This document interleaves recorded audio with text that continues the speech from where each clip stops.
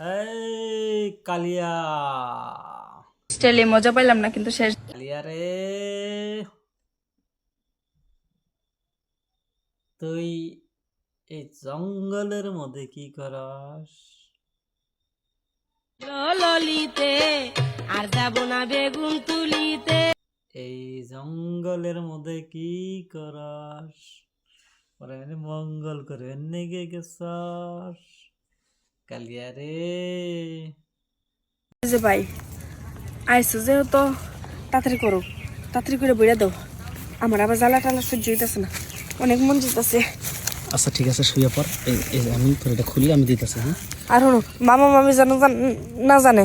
আচ্ছা ঠিক আছে। আচ্ছা এই ধরনের ভণ্ড মানে কন্টেন্ট ক্রিয়েটর কয়। আর ভণ্ডামি কইরে মানে মানুষে তো দেখেই না, এদের লাইক কমেন্ট তো নাই, একঘরে খালি লাগে ভণ্ডামি কইরে কিভাবে কন্টেন্টটা করব। এরা হলো একটা ভণ্ড কন্টেন্ট ক্রিয়েটর। এইরকম ধরনের ভিডিও বানায়। একটু সময় থাকতে যদি বুঝতাম বন্ধু তাহলে আর গাজর মূলা ইউজ করতাম না। গাজর মূলা তোমাকে ইউজ করবে কেরা কইছে?